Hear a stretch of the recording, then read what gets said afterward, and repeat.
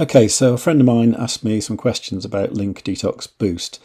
I think the answers might be of use to more people, so I thought I'd make a video about it.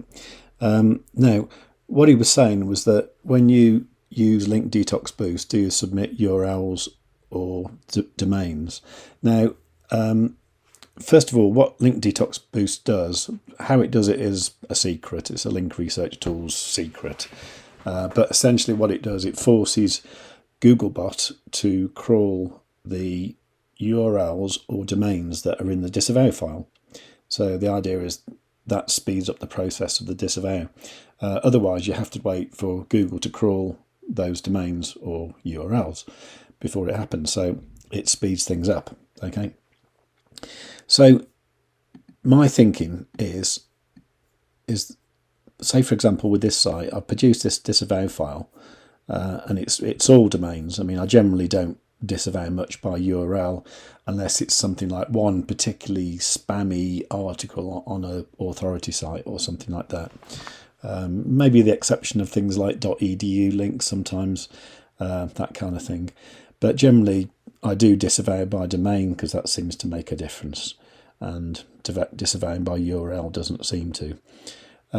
Okay, so my thinking is say for example in this one you've got flipboard.com. Now flipboard.com is a big site. I mean, like really big, you know. I mean, this, if you do a site flipboard.com, Google's showing like 8.8 million pages, well 8.8 million results there.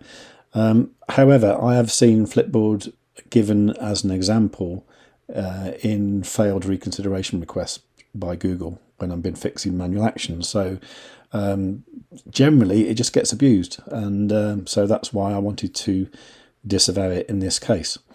Now my thinking is that if you just tell Googlebot to go and crawl flipboard.com, that's not going to make any difference really. It's just going to go to the home page, and then you hope it will spider those them other like 8.8 million pages and eventually get to your page. So my idea was that you actually give it this.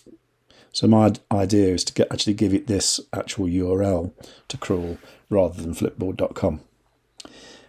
So the way I generally do that is once I've finished creating the disavow file in Link Detox, I basically come down to the main table and I look for the disavowed links. And you can see here that's 6,000 pages. Now, the problem here is that Link Detox Boost is an incredibly expensive tool to run.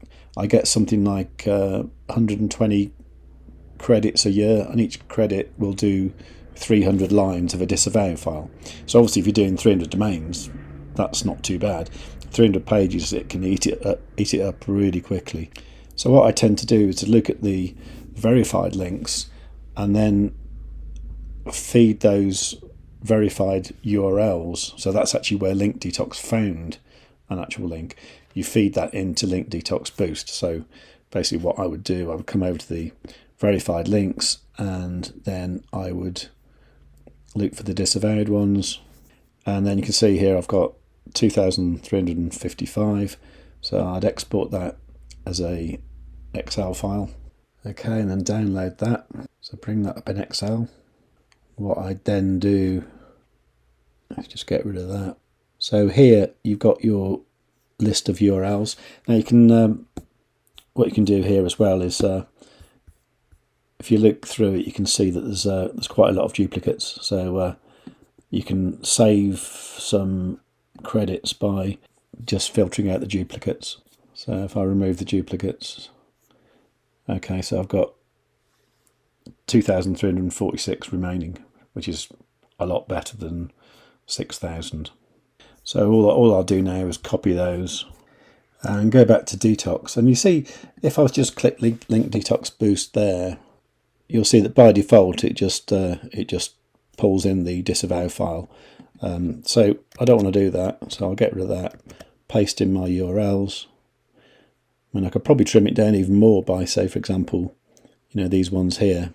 I could just have that down to the spinbopstudio.fr, you know, and yeah. So that is how I tend to use Link Detox Boost, and that seems to make a difference. Whereas when I've used it as you're supposed to, just using the domains or using the disavow file, it doesn't seem to make that much difference, to be honest. And bear in mind, it's an expensive tool to run. I think my method is better. And just while we're on pricing, if you run out of Detox Boost credits, you can add an extra package here, and I'll just show you the prices to give you an idea. I'm in France, so the prices are in euros. So what we're talking here is the, where's it gone? Okay, so you can get 1,000 Link Detox Boost credits for €2,490 plus VAT. So for example, if you've got 3,000 URLs that you want to boost, it will cost you 10 credits. And there's other ways of buying it. You can buy like 100 extra for a month for 500, or just 10 for 100. It's a tool that seems to work if you use it correctly. Well, if you use it the way I think you should use it. Now, Gary did also ask me something else. What was it? Okay. Also, when you're doing a disavow in Google Webmaster Tools, I noticed now you can only select URL prefix properties to upload a file into, not domain level. Yeah, this is absolutely totally correct. And if you go over to linkdetective.com/blog and then look at this page here on how to set up Google Search Console, basically I kind of go through this. So what they've done now, they've introduced the domain properties, and you've still got the old URL prefix properties. And for some reason they haven't added the disavow tool to the domain properties. Now some people think that's because they're going to get rid of the disavow tool, but I can't see it, to be honest, because it works, it's useful. The other thing I do suggest as well, because Boost is an expensive tool to run and you want to make sure your disavow file works, is I would say set up all the kind of variations you've got of your domain in Google Search Console, upload a disavow file to all of them, and then run Link Detox Boost. Now, my thinking behind that, I don't know if that's necessary, but it seems to me that when you've got links going to maybe old versions of your domain that doesn't have the HTTPS, it's got HTTP, or maybe you've changed from www to non-www at some point, those links, I think they still seem to matter, because I know when I've been fixing manual actions, I do insist on the client setting up all these so I can put the disavow file in every possible place, and that seems to work better and I get more of a result fixing manual actions. So I think that's probably good practice. So that is the way I think Link Detox Boost should be used. There is a possibility that maybe it is worth getting Googlebot to crawl the pages where the link has gone, but obviously the expense of doing that is quite large. But if clients want it, I do it for them and I charge them accordingly. Generally, I think that where the link is still live and you've disavowed that link, I think that is definitely worth getting Googlebot to visit that page.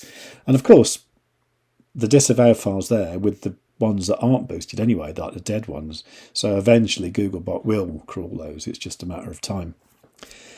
Okay, so I hope that answers Gary's questions, and if you have any more questions, please leave them in the comments below. Okay, thank you. This is Rick Lomas from linkdetective.com.